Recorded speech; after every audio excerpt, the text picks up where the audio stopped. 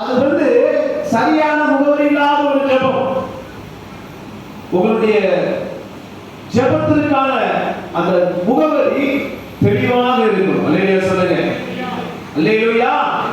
யாரை நோக்கி யாரிடத்தில் ஜெபிக்கிறோம் என்பது இந்த வேதம் நமக்கு கற்றுக் கொடுக்கிற ஒரு சத்தியம்.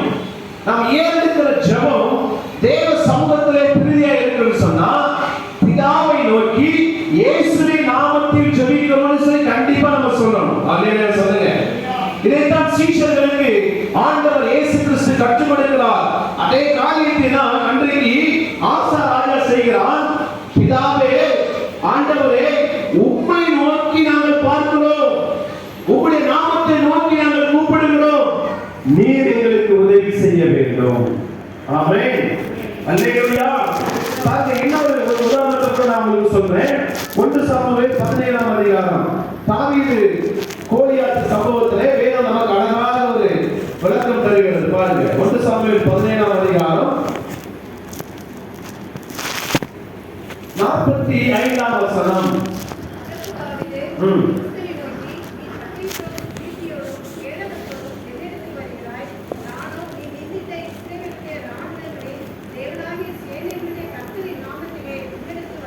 அல்லேலூயா. பாருங்க, தாவீது அவர் ஜெபிக்கிறார். ஆண்டவரே, அவன் பட்டயத்தோடு ஈட்டியோடு வருகிறான். நான் அதுல வரல, உங்க நாமத்தை பிடித்தவனுக்கு இருக்கிறேன், உங்க நாமத்துக்கு முன்பாக நின்று அவனை எதிர்க்கிறேன். அல்லேலூயா. அப்ப நம்முடைய ஜெபமானது யாரை நோக்கி இருக்கும் சொன்னா பிதாவை நோக்கி இயேசு கிறிஸ்துவின் நாமத்தினால் ஏறெடுக்கப்படுகிற ஜெபமாக இருக்க வேண்டும். இயேசு கிறிஸ்துவின் சிலுவை மரணத்துல 2 முறை அந்த ஜெபத்தை ஆரம்பமும் முதல் வசனமும் 7ஆம் வசனமும் அந்த ஜெபம் அழகாக ஆண்டவர் ஏறெடுக்கிறதை பார்க்கிறோம். பரமண்ட ஜெபத்தை நமக்கு கற்றுக் கொடுத்ததை பார்க்கிறோம்.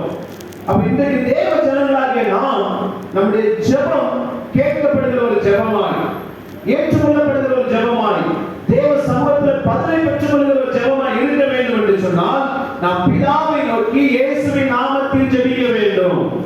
ஆமென். இன்னைக்கு ஏன் அழுத்தம் திருத்தமா சொல்ல தெரியுமா? இன்னைக்கு நிறைய யூடியூப்ல தப்பான உபதேசங்கள் வந்து கொண்டே இருக்கிறது. நிறைய தவறான கள்ள போதனைகள் வருகிறது. ஆகையால் தேவ ஜனங்கள் சத்தியத்தில் உறுதிப்படணும், கர்த்தருக்குள்ள ஸ்ட்ராங் ஆகணும், கர்த்தருடைய வசனத்தை விட்டு விலகிவிடக் கூடாது. ஆமென். அப்ப ஆசா தன் தேவனாகிய கர்த்தரை நோக்கி அவன் கூப்பிடுகிறான். கூப்பிட்டு அவன் ஜெபிக்கிற காரியம் என்ன? ஆண்டவரே, பலமுள்ளவனுக்கும் பலவற்றவனுக்கும் உதவி செய்ய உங்களால் முடியும், உம்மை சார்ந்து உம்முடைய நாமத்தில் இந்த கூட்டத்துக்கு எதிராய் வருகிறோம். நமக்கு தெரியும் ஆண்டவருடைய நாமம். தாவீது சொல்கிறார், இஸ்ரவேலின் சேனைகளுடைய கர்த்தர் என்பது அவருடைய நாமம். ஆமென். நீதிமொழிகள் எழுதப்பட்டிருக்கிறது, கர்த்தரின் நாமம் பலத்த துருகம், நீதிமான் அதற்குள் ஓடி சுகமாயிருப்பான். ஆண்டவருடைய நாமத்தை நம்ம சொல்லி கூப்பிடணும், அவருடைய நாமத்தை சொல்லி நம்ம கூப்பிடணும். அன்னைக்கு பாருங்க, வனாந்தரத்திலே பேசவ வனாந்தரத்தில் அலைந்து திரிந்த பொழுது தேவ சமூகத்தை நோக்கி பார்க்கிறார். பரலோக தேவன் தேவதூதனை அனுப்பி சொல்கிறார், ஆகாரே, உனக்கு என்ன காரியம்? ஆகாரே, உனக்கு என்ன சம்பவித்தது? பிள்ளையின் சத்தத்தை தேவன் கேட்டார். அவர் ஆண்டவருக்கு பெயர் வைத்தார், நீர் என்னை காண்கிற தேவன். அல்லேலூயா. அல்லேலூயா. ஆபிரகாம் ஈசாக்கை பலி செலுத்த போனார். ஆண்டவர் அந்த பலியிடக்கூடிய அந்த நேரத்தில் ஆபிரகாமை பார்த்து கூப்பிடுது, ஆபிரகாமே, ஆபிரகாமே, பிள்ளையிடமே கை போடாதே, திரும்பி பார், உனக்காக ஆயத்தமாகப்பட்டிருக்கிறது. ஆபிரகாம் ஆண்டவருக்கு பெயர் வைத்தார், யெகோவா ஈரே. அல்லேலூயா. சிம்சோன் பெலிஸ்தரை கழுதை காடையில் கொண்டு விட்டு தண்ணி தாகத்தில் இருக்கிறார். ஐயோ, பெலிஸ்தன் கொன்றுட்ட இத்தனை பேர் விருத்த சேதம் இல்லாத இந்த கையில சாக வேண்டுமா? என்னுடைய ஜீவன் எனக்கு வேண்டும் என்று கேட்ட பொழுது ஆண்டவர் அவருக்கு என்ன கோரி காண்பித்து தண்ணீர் தர வைக்கிறார். அல்லேலூயா. உங்களுக்கும் எனக்கும் ஒரு கூப்பிடக்கூடிய ஒரு நாமம் இருக்கிறது. அது இன்றைக்கு வெளிப்படுத்தப்பட்ட நாமம் இயேசு என்கிற நாமம். அல்லேலூயா. பழைய பாட்டு பக்தர்களுக்கு, பழைய பாட்டு தேவ ஜனங்களுக்கு, ராஜாக்களுக்கு பிதாவாகிய தேவன் தம்முடைய மகிமையை வெளிப்படுத்தினார். இன்றையோ எல்லா நாமத்திற்கும் மேலாய், வானத்திலும் பூமியிலும் எல்லா நாமத்திற்கும் மேலாய் இயேசு கிறிஸ்து என்கிற நாமம் நமக்கு கொடுக்கப்பட்டிருக்கிறது. ஆமென்.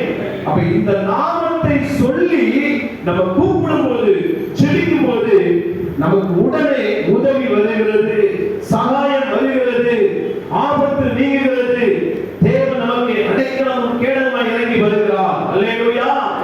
இந்த ஆசா இந்த காரியத்தை நன்றாய் அறிந்ததனாலதான் அவர் ஜெபிக்கிறார். உம்மை சார்ந்து இந்த கூட்டத்திற்கு எதிராய் உம்முடைய நாமத்திலே நாங்கள் வருகிறோம். இதே காரியத்தை தாவீது சொன்னார். இஸ்ரவேலின் சேனையின் கர்த்தருடைய நாமத்திலே நான் உங்களுக்கு விரோதமாய் வந்திருக்கிறேன். எனக்கு அருமையானவர்களே, உன் வாழ்க்கையில என்ன சூழ்நிலை வந்தாலும் சரி, இயேசு கிறிஸ்துவின் நாமத்தை சொல்லி நம்ம கூப்பிடணும். இன்னொரு காரியத்தை பாருங்க. மார்க் 10ஆம் அதிகாரம் 46 56 வசனம். பரிதேவியின் குருடன் அங்கு ஆண்டவர் இயேசு கிறிஸ்து அந்த வழியே கடந்து செல்வதை அறிந்த அந்த பரிதேவியும், இது என்ன, யார் போகிறான்னு விசாரிக்கிறான். இயேசு கிறிஸ்து போகிறார் என்று ஜனங்கள் சொல்கிறார்கள். அது எரியோ வீதியில திரளான ஜனங்கள் புறப்பட்டு போகிற சமயத்துல திமேயும் மகனாகிய பரிதேவிங்கிற ஒரு குருடன், புதிய பாட்டு பக்கம் 64, வழி அருகே உட்கார்ந்து பிச்சை கேட்டுக் கொண்டிருந்தான். அவன் நசரேயனாகிய இயேசு வருகிறார் என்று கேள்விப்பட்டு, இயேசுவே தாவீதின் குமாரனே எனக்கு இரங்கும் என்று கூப்பிடத் தொடங்கினான். அல்லேலூயா சொல்லுங்க. அவன் கூப்பிட்ட உடனே ஜனங்கள் என்ன செஞ்சாங்க? பேசாதபடி அடக்கினார்கள். ஒருத்தர் ரெண்டு பேர் அநேகர் அடக்கினார்களாம். வேதம் சொல்லுது, அவனோ தாவீதின் குமாரனே எனக்கு இரங்கும் என்று முன்னிலும் அதிகமாய் கூப்பிட்டான். அப்ப பாருங்க, நீங்க எந்த சூழ்நிலையா இருந்தாலும் சரி, மற்றவங்க பார்க்கிறாங்க, மற்றவங்க யோசிக்கிறாங்க, மற்றவங்க நம்மளை ஏதாவது சொல்றாங்க, கவனிக்க தேவையில்லை. ஒரே ஒரு காரியம் தான், நான் கூப்பிடுவேன், இன்னும் சத்தமா கூப்பிடுவேன், இயேசு கிறிஸ்துவை காது கேட்கிற வரைக்கும் கூப்பிடுவேன். நடந்து போய் கொண்டிருந்த ஆண்டவர் இயேசு கிறிஸ்து நின்றார், அவனை அழைத்து வர சொன்னார். அப்ப எவ்வளவு சத்தமா, ஜனங்கள் சத்தம். ஒரு கூட்டம் இயேசு வாழ்க்கை கத்திருப்பாங்க, ஒரு கூட்டம் அவங்க போல பேசிக்கொண்டு போயிருப்பாங்க. இந்த எல்லா சத்தத்தையும் தாண்டி பரிதேவியுடைய சத்தம் யாருடைய காதில் போய் விழுகிறது? இயேசு கிறிஸ்துவின் காதில் போய் விழுகிறது. அதிகமாக கூப்பிட்டான், இயேசுவே தாவீதின் குமாரனே எனக்கு இரங்கும் என்று கூப்பிட்டான். இயேசு நின்று அவனை அழைத்து வர சொன்னார். உடனே பாருங்க, ஜனங்கள் சிந்தனை உடனே மாதிரி, ஏன் எழுந்து திறன்கொள், அவர் உன்னை அழைக்கிறார். மேல் வஸ்திரத்தை எரிந்துவிட்டு விசுவாசத்தோடு இயேசுவிடம் வந்தான். ஆண்டவர் கேட்டார், நான் உனக்கு என்ன செய்யணும்? ஆண்டவரே, நான் பார்வை அடைய வேண்டும். இயேசு சொன்னார், விசுவாசத்தின்படி உனக்கு ஆக கடவுள். ஒரு விசுவாசத்தை ரட்சித்தது. அவன் பார்வை இழந்து வீட்டுக்கு போகல, இயேசுவோடு கூட அவனை மகிமைப்படுத்தி அவருக்கு பின் சென்றான் என்று எழுதப்பட்டிருக்கிறது. அல்லேலூயா சொல்லுங்க. அல்லேலூயா. அப்ப நீங்க இயேசுவின் நாமத்தை சொல்லி கூப்பிட கூப்பிட தடைகள் விலகும், பிரச்சனைகள் மாறும், சூழ்நிலை மாறும். இயேசு உங்களுக்காக நின்று உங்கள் சத்தத்துக்கு பதில் கொடுக்கிற தேவனாய் மாறுகிறார். ஆமென். அல்லேலூயா. அல்லேலூயா. இரண்டாவது ஒரு காரியம், எபிரேயர் 11:6 வாசிக்கலாம்.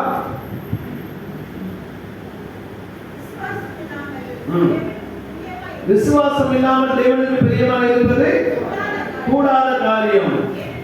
ஏனென்றால் தேவனிடத்தில் சேர்கிறவன் அவர் ஒன்றென்றும் தம்மை தேடுகிறவர்களுக்கு பலன் அளிக்கிறவர் என்றும் விசுவாசிக்க வேண்டும். ஆமென். அல்லேலூயா. அதே ஜெபத்தை தான் 2 அந்த 14ஆம் அதிகாரம் 11ஆம் வசனம் ஜெபத்தினுடைய இன்னொரு பகுதியை சொல்றேன். அவன் ஆசா ஜெபிக்கிறான், பலமுள்ளவனுக்காகிலும் பலமற்றவனுக்காகிலும் உதவி செய்வது உமக்கு லேசான காரியம். ஆமென். அவர் யாருக்கு உதவி செய்வார்? பொல்லாதவர்களுக்கும் நல்லவர்களுக்கும் மழை பெய்யப்படுகிற தேவன். ஆமென். அல்லேலூயா. ஆனா இந்த இடத்துல நம்ம கவனிக்க வேண்டிய ஒரு விஷயம், பலனில்லாத நேரத்துல கூட அவர் நமக்கு பலனாயிருந்து உதவி செய்கிற தேவனாய் இருக்கிறார். ஆமென். சங்கீதம் 28:8 சொல்லுகிறது. சங்கீதம் 28:8 கர்த்தர் அவருடைய பலன், அவரே தாம் அபிஷேகம் பண்ணினவனுக்கு அரணான அடைக்கலமானவர், அவர் பலனாய் இருக்கிறார்.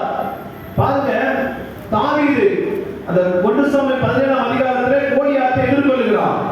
அப்ப சவுல் கூப்பிட்டு கேட்கிறார், தாவீதே, இந்த கோலியாத் பிறந்தது முதல், அவன் சிறு வயது முதல் அவன் யுத்த வீரன், அவன் ஒரு ராணுவ வீரன், அவன் எல்லாவற்றிலும் ட்ரைனிங் எடுத்தவன் என்று சொல்லி தாவீதிடத்திலே கோலியாத்தை குறித்து சொல்லப்படுகிறது. ஆனால் அந்த தாவீது சொன்ன காரியம் என்ன தெரியுமா? 1 சாமுவேல் 17ஆம் அதிகாரம் 34ஆம் வசனத்திலிருந்து தாவீது சவுலை பார்த்து சொல்கிறார், உம்முடைய அடியான் என் தகப்பனுடைய ஆடுகளை மேய்த்துக் கொண்டிருக்கிற போது ஒரு விசை ஒரு சிங்கமும் ஒரு விசை ஒரு கரடியும் வந்து மந்தையில் இருக்கிற ஆட்டை பிடித்துக் கொண்டது. அல்லேலூயா சொல்லுங்க. தேவனை விசுவாசிக்கிறவன் தேவன் உண்டென்றும் தம்மை தேடுகிறவர்களுக்கு பலன் அளிக்கிறவர் என்றும் விசுவாசிக்க வேண்டும். இந்த தாவீது தைரியமாக தன்னுடைய விசுவாசத்தை அறிக்கையிடுகிறார். நான் ஒரு முறை மந்தையிலே ஆடுகளை மேய்த்து கொண்டிருந்த பொழுது சிங்கம் வந்தது, கரடி வந்தது, ரெண்டையுமே தேவனுடைய பலத்தினாலே அடித்து கொன்று போட்டு அதன் வாயிலிருந்து அந்த ஆட்டை தப்புவிட்டேன். இந்த பெலிஸ்தியரும் அவைகளில் ஒன்றை போல இருப்பான். அல்லேலூயா சொல்லுங்க. அல்லேலூயா, அல்லேலூயா. பாருங்க, 36ஆம் வசனத்திலே விருத்த சேதம் இல்லாத இந்த பெலிஸ்தரும் அவைகளில் ஒன்றை போல இருப்பான், அவன் ஜீவனுள்ள தேவனுடைய செயலை நிந்தித்தானே. இதுதான் ஒரு விசுவாச அறிக்கை, விசுவாச வைராக்கியம். என் தேவனை, என் தேவ ஜனங்களை நிந்திப்பதற்கு இந்த விசுவாசம் இல்லாத விருத்த சேதம் இல்லாத பெலிஸ்தன் எம்மாத்திரம். இந்த பெலிஸ்தனை கரடியையும் சிங்கத்தையும் ஒப்பு கொடுத்த தேவனின் கையிலே ஒப்பு கொடுப்பார். இந்த விசுவாச தைரியத்துல தான் தாவீது கோலியாத்தை எதிர்கொண்டார். அல்லேலூயா சொல்லுங்க. பலமுள்ளவனுக்கு ஆகியும் பலனற்றவனை யார் உதவி செய்ய முடியும்? கர்த்தர் உதவி செய்ய முடியும். ஒருவேளை தாவீது கோலியாத் மாம்சத்தை ஒப்பிவிட்டால் தாவீதால் ஒன்றுமே செய்ய முடியாது. தாவீது ஒரு இளைஞன், அவன் ஒரு யுத்த தளபதி, வீரன், முழு சேனைக்கு அவன் தான் தளபதி. இந்த சூழ்நிலையில தாவீதுக்கு ஒரு விசுவாசம் இருந்தது. சிங்கத்தின் வாய்க்கும் கரடியின் வாய்க்கும் மேலே தப்புவித்த தேவன் அவைகளில் ஒன்றை போல கோலியாத்தினுடைய கையில் என்னை தப்புவிப்பார். அல்லேலூயா, அல்லேலூயா.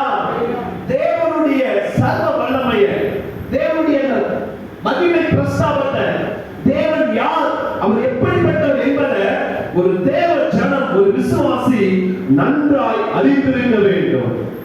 ஆமென், ஆமென். நம்ம ஆராதிக்கிற தேவன் யார்? முதலாவது அவர் ஜீவனுள்ள தேவன். அல்லேலூயா சொல்லுங்க. என் மீட்பர் உயிரோடு இருக்கிறார். நாம் ஆராதிக்கிற இந்த தேவன் இன்றைக்கு உயிரோடு இருக்கிறார். இந்த உயிருள்ள தேவன், ஜீவனுள்ள தேவன் ஆராதிக்கிற நான், எனக்குள் அவருடைய வல்லமையும் அவருடைய கிருபையும் அவருடைய மகிமையும் அவருடைய அபிஷேகத்தினால் உண்டாகிறது, கிடைக்கிறது. அவர் அபிஷேகம் பண்ணினவருக்கு பலத்த அரணாய் இருக்கிறார். இந்த பலன் எப்படி தாவீதுக்குள்ள வந்தது? 1 சாமுவேல் 16 13 12 வாசிக்கிறோம். தாவீதை சகோதரர் நடுவிலே சாமுவேல் தீர்க்கதரிசி அபிஷேகம் பண்ணின நாள் முதல் கர்த்தருடைய ஆவியானவர் யாரோடு இருந்தார்? தாவீதோடு இருந்தார். அப்ப உங்களுக்குள்ள எனக்குள்ளும் ஒரு உன்னத பலத்தை, ஒரு அபிஷேகத்தை யார் தருகிறார்? பரிசுத்த ஆவியானவர். அல்லேலூயா சொல்லுங்க. அல்லேலூயா. இந்த ஆவியானுடைய பலத்துல தான் தைரியமாய் கோலியாத்தை தாவீது எதிர்கொள்கிறார். ஒரு பக்கம் விசுவாசம், ஒரு பக்கம் தேவனை குறித்த அறிவு, அடுத்தது தேவனால் அவர் பெற்ற அபிஷேகம். இந்த மூன்றும் இணைந்துதான் தாவீதுக்கு ஒரு பெரிய ஜெயத்தை கொண்டு வந்தது. ஆமென். இஸ்ரவேல் ஜனங்களுக்கு ஒரு பெரிய ஜெயத்தை கொண்டு வந்தது. அவர் சொன்னார், நான் உன் கூட இருக்கிறேன், நான் உன்னை பலப்படுத்துவேன், நான் உனக்கு சகாயம் பண்ணுவேன், உதவி செய்வேன். 40 நாட்கள் வந்து கோலியாத்தை கட்சினான். ஒருத்தர் கூட எதிர்த்து நிற்க முடியல. கடைசியில் நான் இது சேனை ஆயத்தம் பண்ண வேண்டாம், ஒரு நபர் இதை ஜெயித்தா போதும், நான் உங்களுக்கு அடிமைன்னு சொன்னான். யாரும் முன் வரல, எல்லாரும் பார்த்து ஓடி ஒளிந்தார்கள். தற்சமயமாய் சகோதரரை விசாரிக்க வந்த தாவீது அந்த சூழ்நிலையை கண்டு இது கர்த்தருக்கு முன்பாக லேசான காரியமாய் மாற்றினார். அல்லேலூயா சொல்லுங்க. அல்லேலூயா. உங்க வாழ்க்கையில நம்முடைய தேவன் அதிசயங்களின் தேவனாய் வெளிப்படுவார், ஆச்சரியம் உள்ள தேவனாய் வெளிப்படுவார்.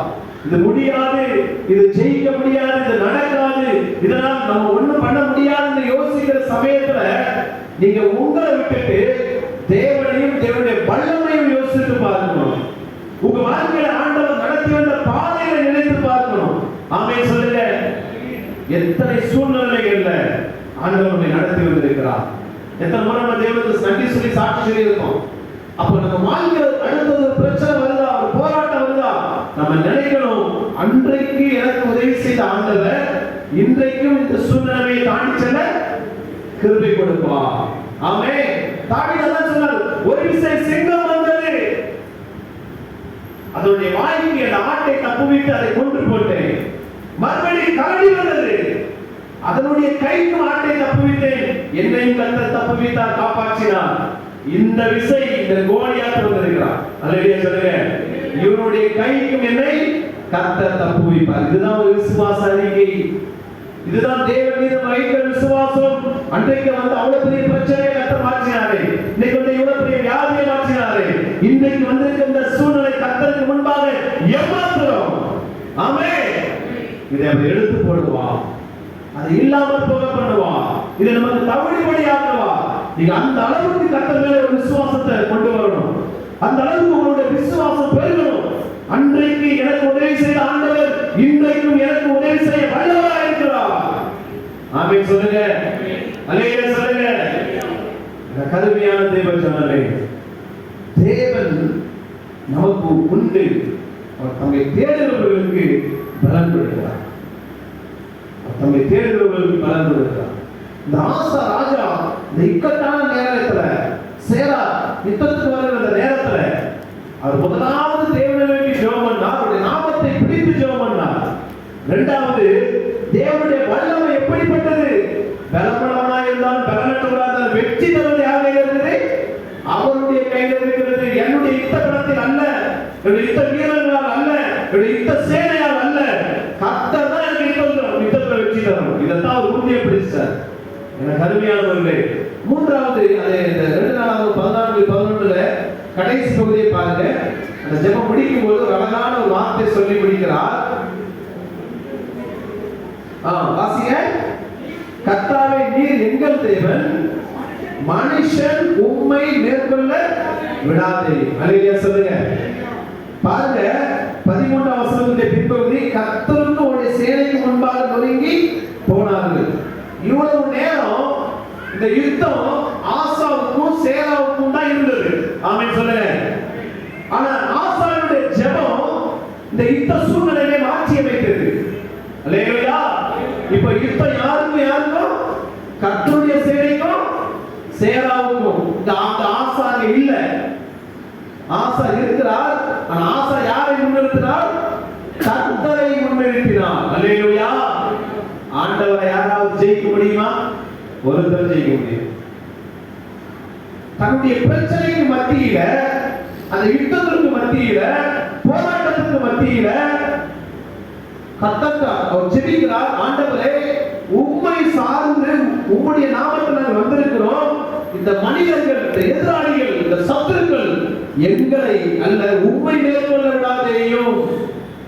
அப்ப இஸ்ரவேலின் சேனைக்கு முன்பாக யுத்த தளபதியா இப்ப யார் இருக்கிறாங்க? கர்த்தரே வந்திருக்கிறார். அல்லேலூயா. உங்கள் ஜெபம் உங்கள் குடும்ப சூழ்நிலையை மாற்றிவிடும், உங்க வாழ்க்கை சூழ்நிலையை மாற்றிவிடும், உங்க தொழிலில் காணப்படுகிற பிரச்சனையை மாற்றிவிடும், உங்க வேலை ஸ்தலத்தில் காணப்படுகிற சூழ்நிலையை மாற்றிவிடும், ஊழியத்தில் வரக்கூடிய போராட்டங்களை மாற்றிவிடும். உங்களுக்கு பதிலாக கர்த்தரே அந்த இடத்துல இறங்கி வருவார். ஆமென். அல்லேலூயா. பாருங்க 2 நாளாகவும் 20ஆம் அதிகாரத்துல கூட யோசபாத்துக்கு விரோதமாய் ஒரு பெரிய யுத்தம் வருகிறது. அம்மோன் புத்திரர், சேவா, மோவா புத்திரர், அம்மோனியர்கள் இவங்கெல்லாம் வராங்க. வரும்போது என்ன நடக்குதுன்னா, யோசபாத்துக்கு பயந்து கர்த்தரை தேடுவதற்கு ஒரு அழைப்பு கொடுக்கிறார். ஜனங்கள் எல்லாம் தேவனுக்கு முன்பாய் கூடி வருகிறாங்க. சிறு பிள்ளைகள், பெரியவர், வாலிபர் எல்லாமே கூடி வருகிறாங்க. அந்த நேரத்துல உபவாசத்தோடு அவங்க கர்த்தரை தேடின பொழுது கர்த்தருடைய ஆவியானவர் இறங்கி பேசினார். 2 நாளாகமம் 20:15 சகல யூதா கோத்திரத்தாரே, எருசலேமின் குடிகளே, ராஜாவாகிய யோசபாத்தை கேளுங்கள். நீங்கள் அந்த ஏராளமான கூட்டத்திற்கு பயப்படாமலும் கலங்காமலும் இருங்கள் என்று கர்த்தர் உங்களுக்கு சொல்லுகிறார். இந்த யுத்தம் உங்களுடையதல்ல, தேவனுடையது. அல்லேலூயா சொல்லுங்க. இதுதான் ரகசியம். ஒரு ஜெபத்துடைய ரகசியம் என்ன? கர்த்தரை இறங்கி வந்து செயல்பட வைக்கிறது. ஆமென். அல்லேலூயா. உங்க ஜெபம் இப்படிப்பட்ட ஜெபமாய் மாறணும். உங்க ஜெப வாழ்க்கை இப்படிப்பட்ட ஜெப வாழ்க்கையாய் மாறணும். உங்க ஆவிக்குரிய வாழ்க்கை இப்படி ஒரு தன்மையில மாறணும். உங்களுக்காக கர்த்தர் இறங்கி வந்து யுத்தம் பண்ணக்கூடிய அளவுக்கு நீங்க கர்த்தரை உறுதியாய் பற்றிக் கொள்ளணும். இந்த ஆசாராத ஜெபம் அது ஒரு பெரிய யுத்த சூழ்நிலையை மாற்றி அமைக்கிறது. கர்த்தரின் சேனைக்கும் சேராவின் சேனைக்குமாய் யுத்தம் ஆரம்பித்தது. வேதம் சொல்கிறது, இந்த யுத்தம் உங்களுடையதல்ல, தேவனுடையது. கர்த்தருடைய சேனைக்கு முன்பாக அந்த சேராவின் சேனை நொறுங்கி போனார்கள். கர்த்தரால் அவர்களுக்கு பயங்கரம் உண்டாயிற்று. எல்லாம் முடிந்து போனார்கள் என்று பட்டிருக்கிறது. எனக்கு அருமையானவர்களே, இந்த ஆசா ராஜாவினுடைய ஜெபத்தினுடைய ரகசியம் இதுதான். அவர் கர்த்தருடைய நாமத்தை பற்றி கொண்டார். இரண்டாவது, அவருடைய வல்லமை என்ன என்பதை அறிந்து கொண்டார். மூணாவது, கர்த்தரையே அந்த இடத்துல கொண்டு வந்துட்டார். அல்லேலூயா சொல்லுங்க. அல்லேலூயா. பாருங்க, சகரியாவின் புத்தகம் 4ஆம் அதிகாரம் 6ஆம் 7ஆம் வசனம். செருபாபேலை குறித்து சகரியா தீர்க்கதரிசி மூலமாய் ஆவியானவர் பேசின வார்த்தை.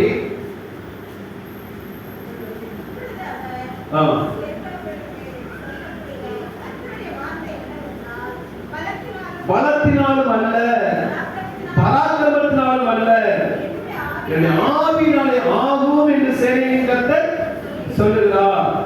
வாசிங்க.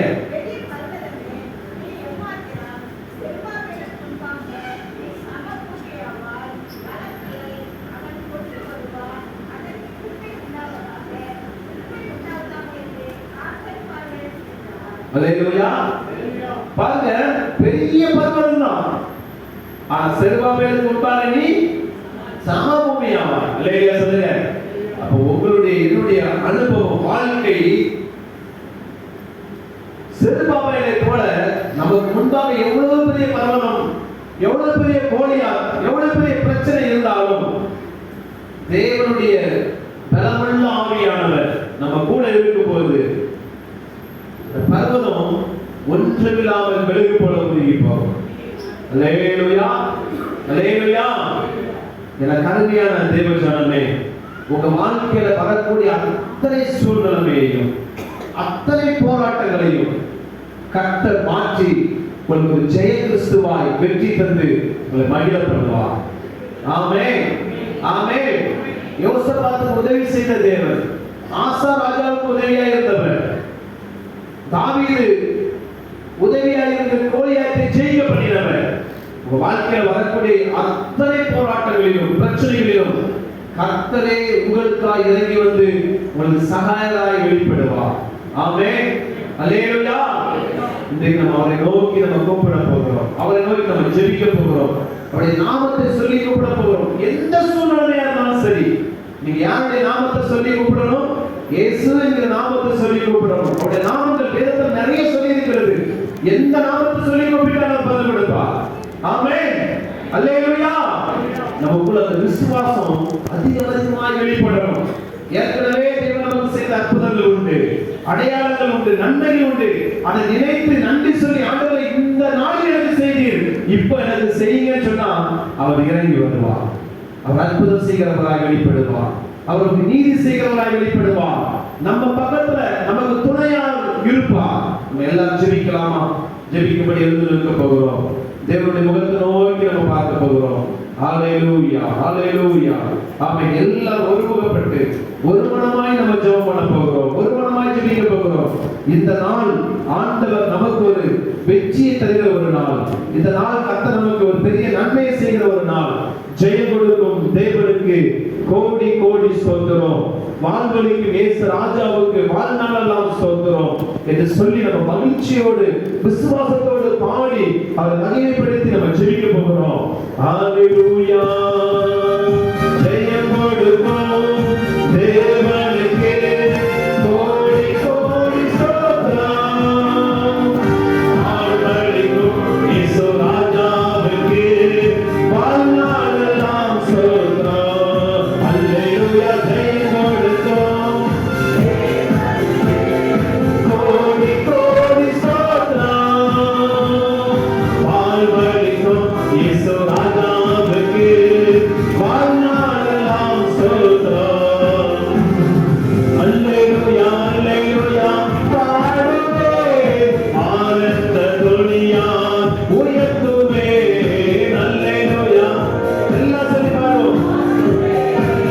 ஆனந்த துணியால் உயர்த்துவே ஜெயம் கொடுக்கும் தேவனுக்கு கோடி கோடி ஸ்தோத்திரம்.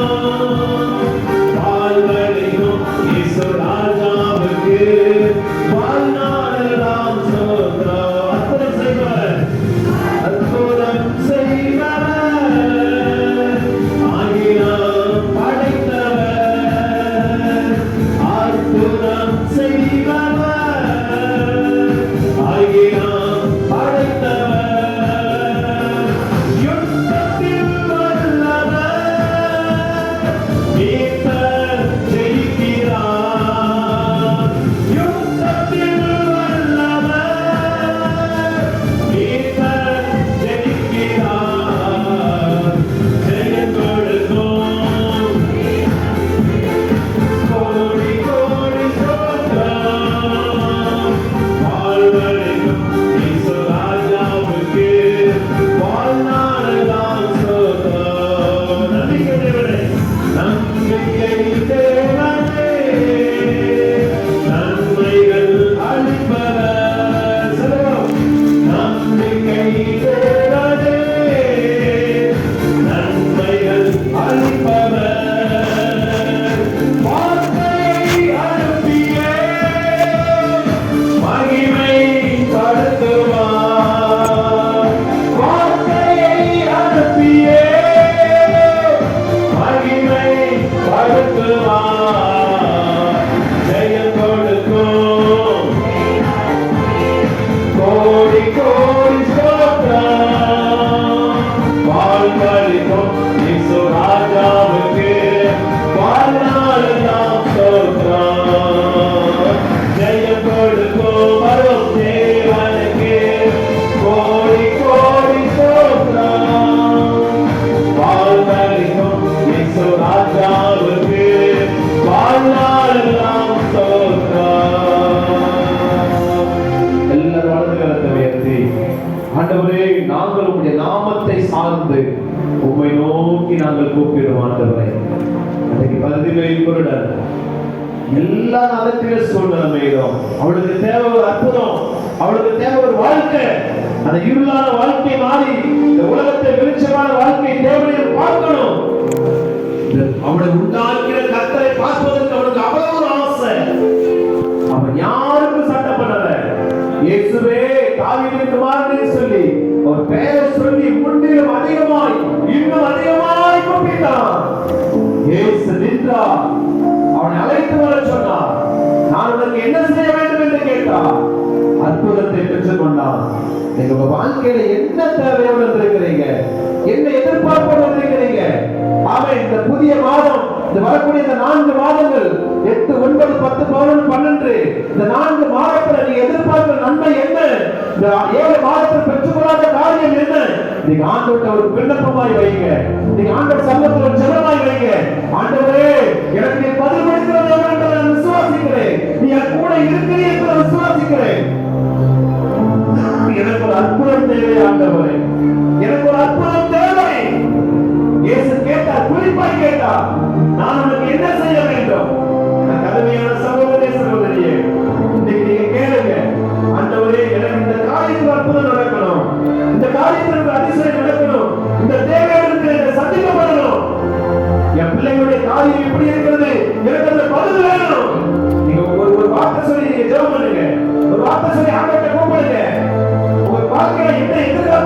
தாயின் விடுத்த பயம் எல்லாவற்றையும் கர்த்தரை எடுத்து போடுகிறார்.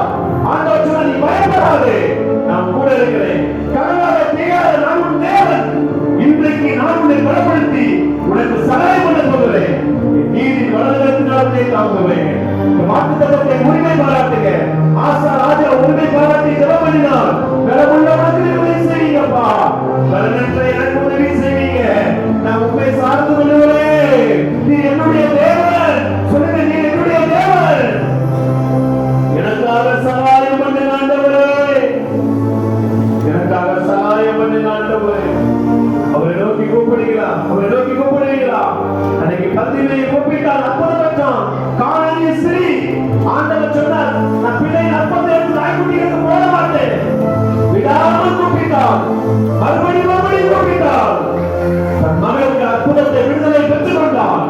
நீங்க அவரை நோக்கி கூப்பிடுங்க சகோதரியே, அவரை நோக்கி கூப்பிடுங்க சகோதரா. அன்பு தாயை தகப்பனார் அவரை நோக்கி பாருங்க. உன் வியாதி, உன் பிரச்சனை, போராட்டம் அது கோரியாத்தை போல பெரிய பர்வதத்தை போல எப்படி இருந்தாலும் பயப்பட வேண்டாம். உங்களோடு கூட இருக்கிற கர்த்தர்